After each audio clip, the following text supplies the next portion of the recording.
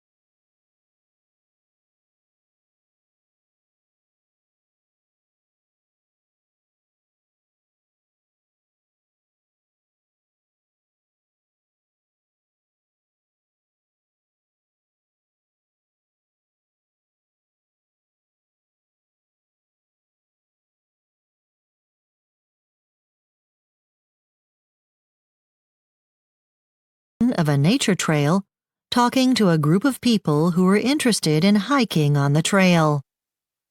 First, you have some time to look at questions 11 to 14.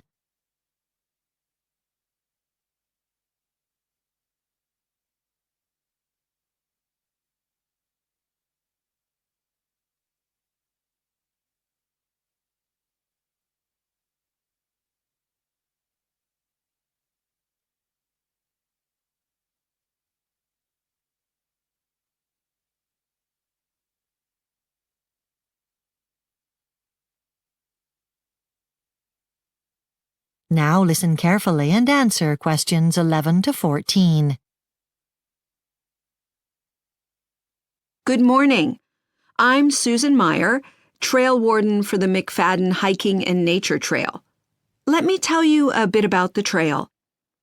The trail is 25 miles long, running roughly east to west. To hike it, you may start at either end of the trail or in between.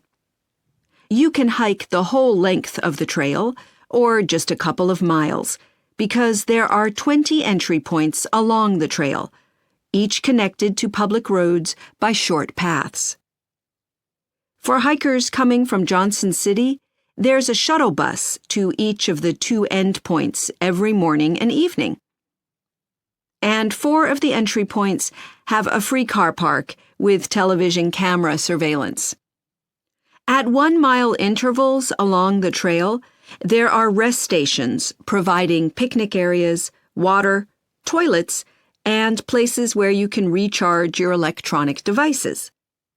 In response to a poll of walkers last year, we've recently installed kiosks at each rest station with clear, easy-to-follow maps and other trail information. There are several distinct sections of trail. The Red Rock Walk offers a superb opportunity to study a huge variety of vegetation along the way. There's lots to look at, though you can't see great distances. Birds are actually hard to spot. But with a pair of binoculars and at certain times of day, you may see some rare varieties. The Riverwalk comprises about 5 miles of trail winding along the bank of the Mulder River. Personally, I prefer this section of the trail in winter. The river does freeze over, and the snow can accumulate, but that doesn't always discourage visitors. Sometimes, though, if the weather conditions are really unsuitable, we might have to close this walk to the public. But often it can get crowded with hikers who've discovered the attraction of the area. Before you hear the rest of the talk, you have some time to look at questions 15 to 20.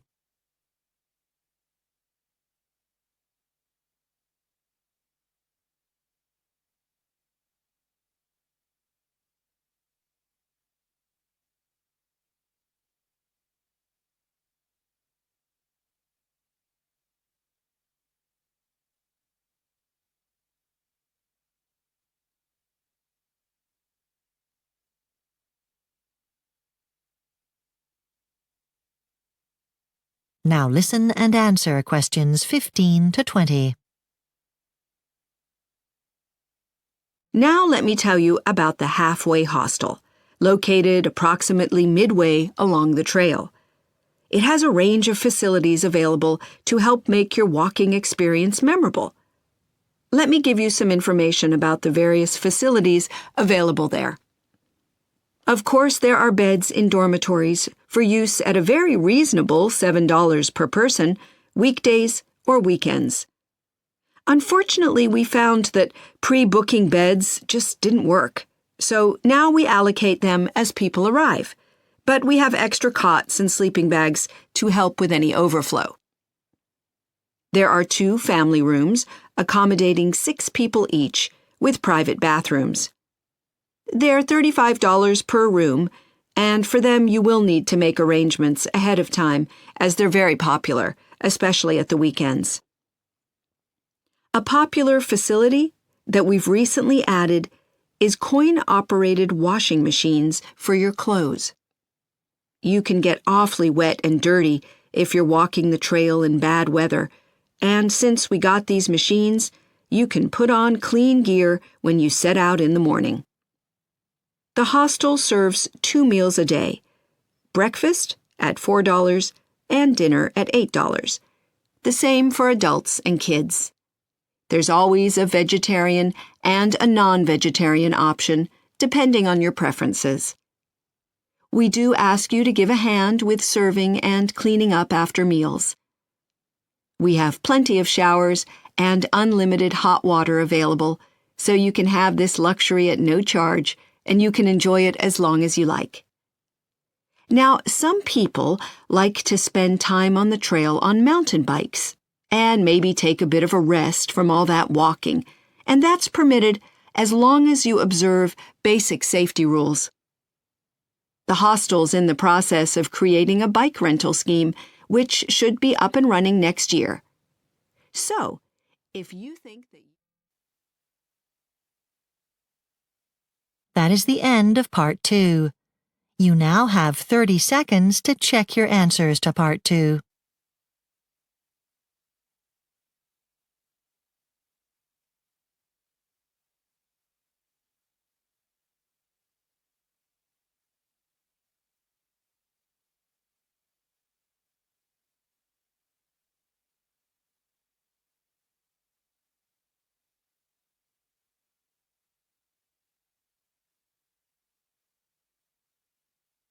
This IELTS listening audio is specially made by IELTS Mirko Telegram channel. If you want more, join my Telegram channel, IELTS Mirko.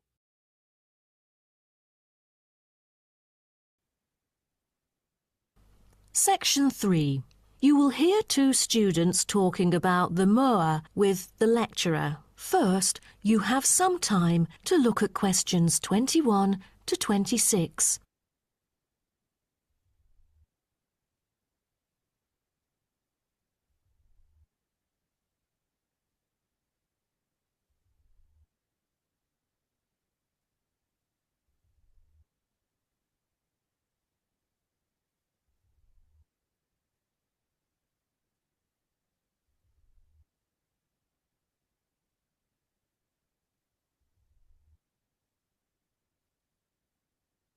Now, listen carefully and answer questions 21 to 26.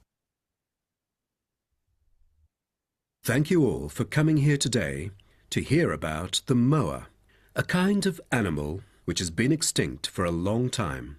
Well, first of all, we look at what the moa are. The moa are 9 species of flightless birds endemic to New Zealand. They were the dominant herbivores in New Zealand's forest, shrubland and subalpine ecosystems for thousands of years. But around 500 years ago, they all went extinct. When I mention extinct animals during ancient times, you may immediately think of dinosaurs, which disappeared around 66 million years ago. Fossils of dinosaurs, which we use to study, are large in number, but not many of those of moa remain, though both animals appeal to people today. So, the moas sound more mysterious now. But sir, I've got a question about these flightless birds. How can we distinguish them from other birds? That's a good question.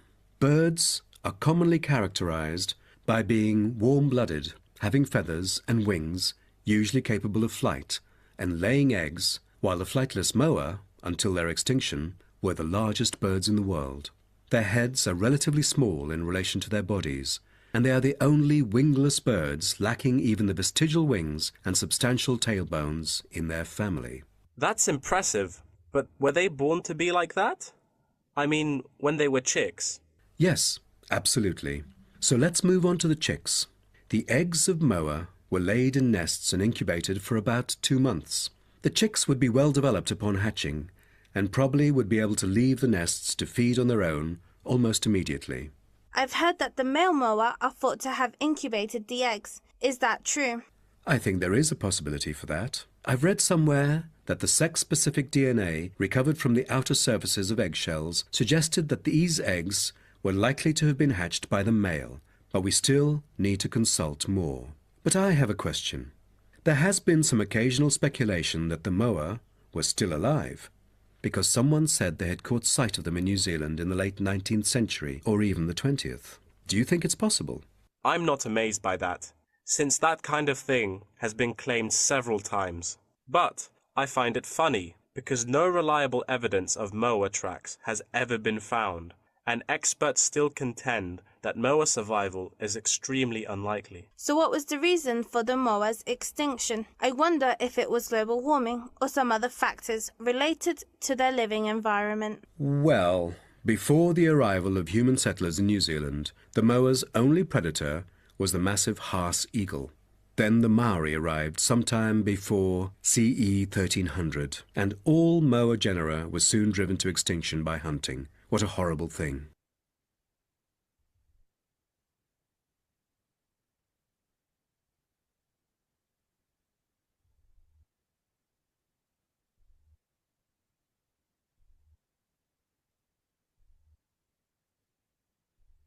Now, listen and answer questions 27 to 30.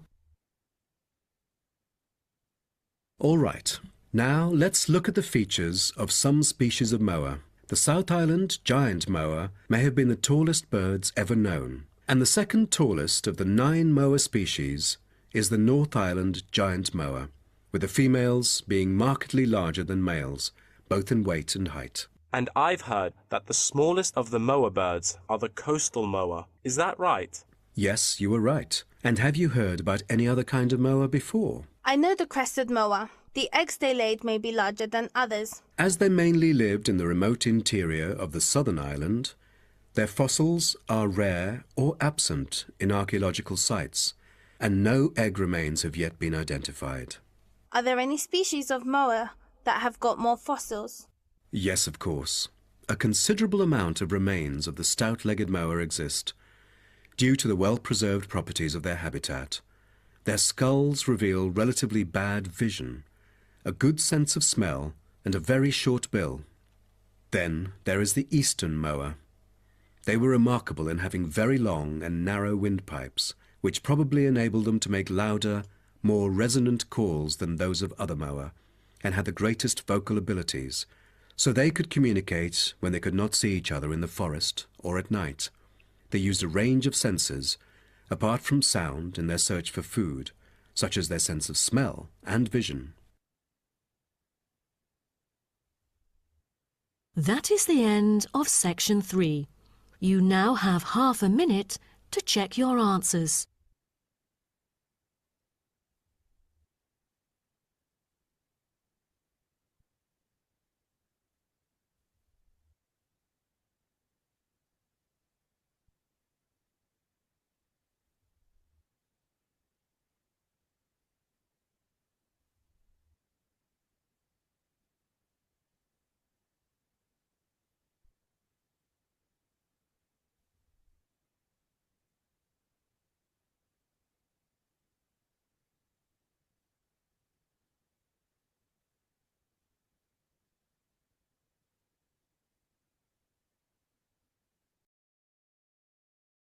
Vegetables have been a staple in human diets for thousands of years, and their cultivation has evolved significantly over time.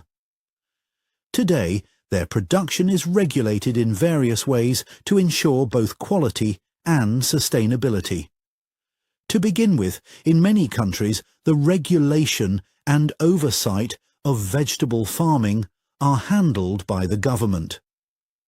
Authorities set regulations to ensure food safety, control pesticide use, and establish fair pricing policies.